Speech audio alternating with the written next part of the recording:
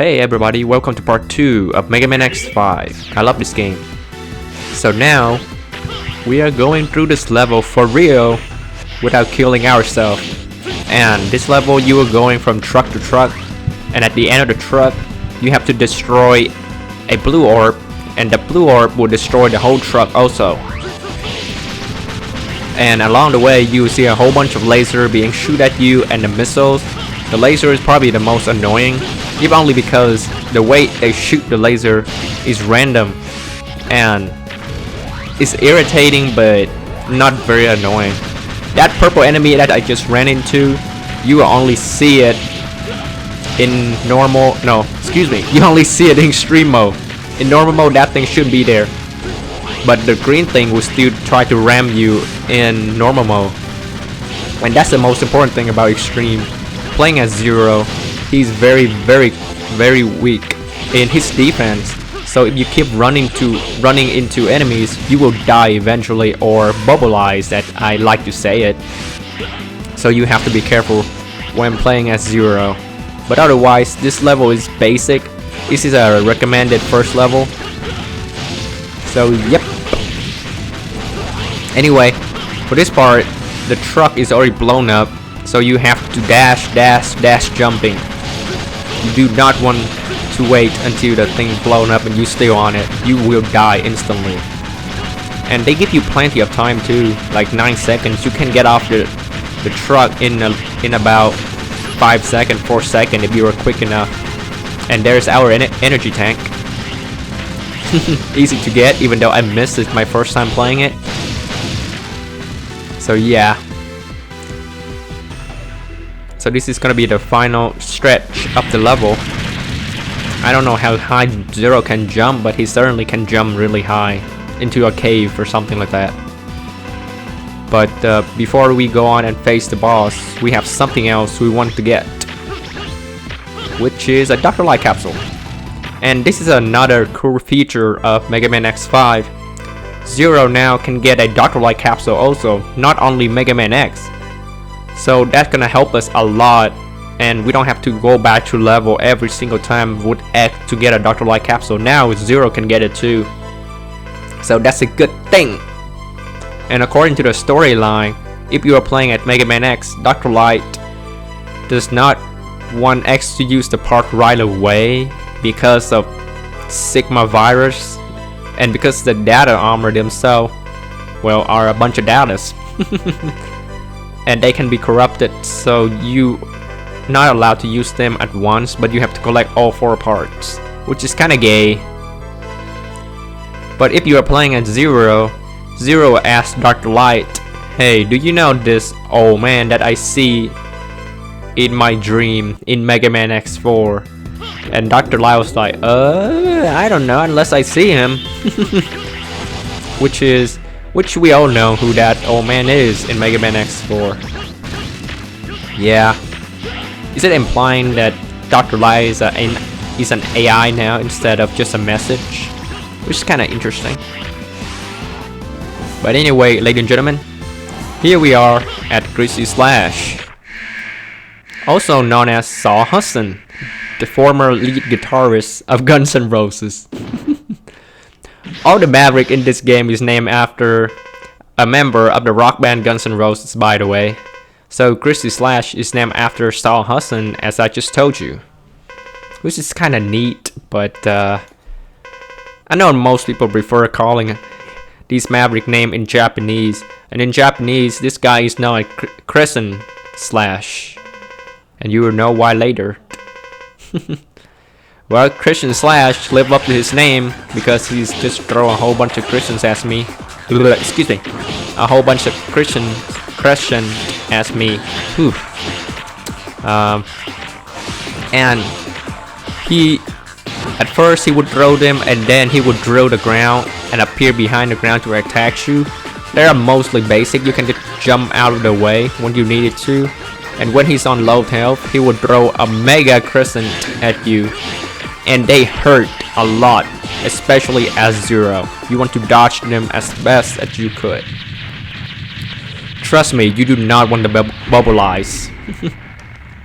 but he's a fairly simple boss. As you can see, I didn't even get hit once. So yeah, it's a recommended first level and first boss. But anyway, right now Alia is telling us something very, very important, as I like to put it. If you defeat a high level boss, she will make a part for you, and I chose weapons plus life. And the one way to make her do this after every single stage, you play the dang game at 10 hours. Do not play it at 16 hours. At 16 hours, it's very random when she will ask you. So yeah. And the weapon guess system is kind of sucks here too, because all they tell you is the name of the weapon. I haven't read it in a while, so I'm not sure. But I mean, what the heck is a she-shot? I don't know. Come on. Anyway, we are being confronted or contacted by a mysterious, well, not mysterious anymore, because he just introduced himself as Dynamo. But yeah, I'm taking on the next Maverick with Megaman X. And like I said before, or if I ever said it before, I will never play this game in weakness order. I like to play it in the order that I can get all the items as quickly as possible. And that's the famous hole that everybody first playing Mega Man X5 got fell into. I never fell into the hole, I fell in the second one instead. I don't know, as a kid, I probably just pressed the jump. I just pressed the jump button all over the place, I guess. But yeah, and this part is very, very irritating. If you want to get an item behind that door, you need to collect every single orbs. And your first time playing, you will die a lot, because there's no way of knowing when to dash and when to slow down to get them orbs. So this is like patient kind of progress until you get all the orbs. So yeah, my tip is be lucky and be patient. And of all the parts that we get a head part, which considered to be the most useless part by most Mega Man fan, by the way. I don't consider them useless. After X4, these head parts are just for the purpose of cutting down your weapon energy cost, which kinda help, but we will see. Anyway, here's the new gimmick. Do you see that yellow Reploid saying help? So in some level of the game, you will see these Reploids, and if you rescue them, they will give you extra life. And you can get so many life in Mega Man X5, it's not even funny. So yeah. Anyway, another new gimmick or a new thing for this level is that you have to shoot as the lock or key or whatever you call them. And when you shoot at them, they will... What's that word in English? I have no clue. Excuse me. What's that word in English? Pull back. Go into the lock. Okay, let's say when you shoot at them, they will pull back and complete the circuit, which allow the door to be open and then allow you to go through the level.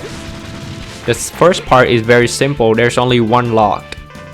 For the second one though, there's gonna be two, and you have to shoot them at the same time, because if you shoot one and then go to the next one, the other one gonna stretch out again and close the door.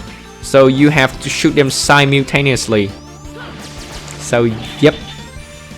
And I kinda screwed up in the next section because of that bar right there. So yes, it's my fault.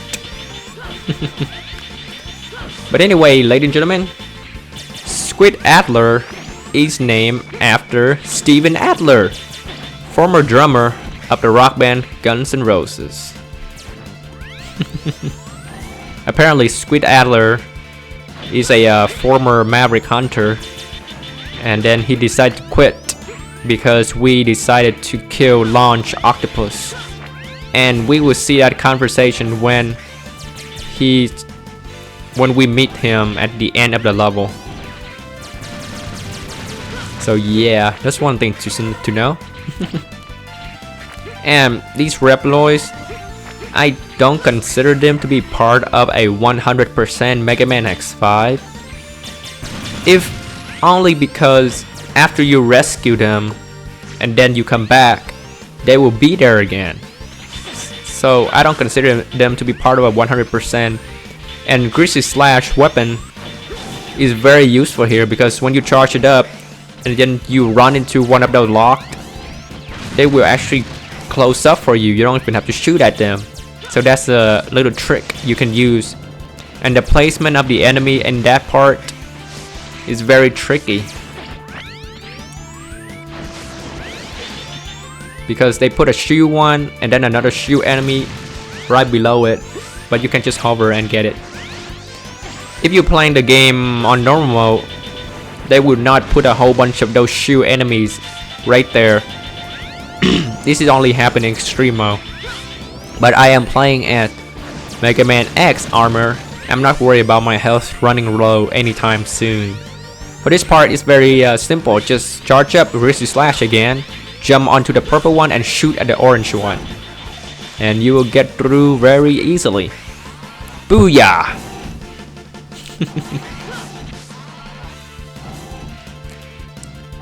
And Squid Adler is my favorite boss fight of any Mega Man X fight.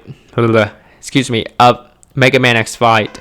He is just so tricky and hard, and that's make him really fun.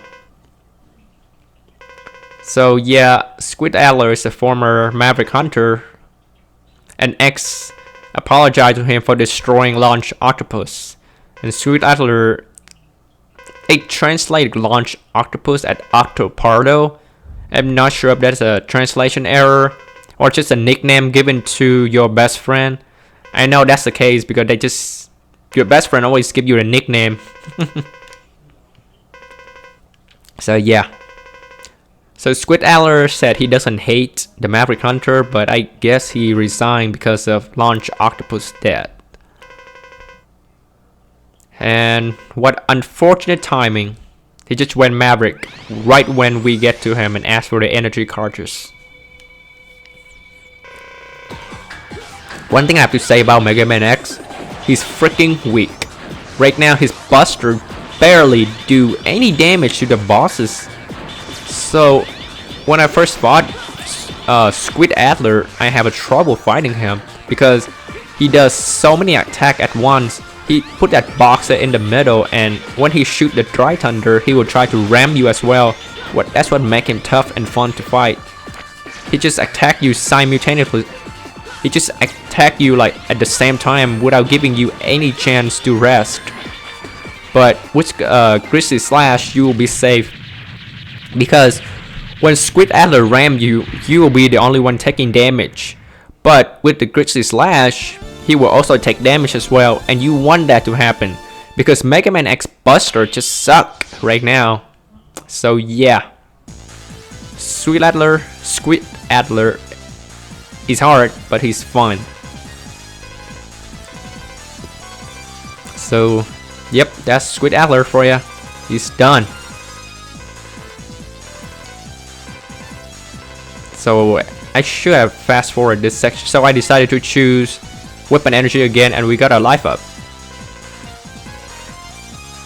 So now I'll see you guys in the next part.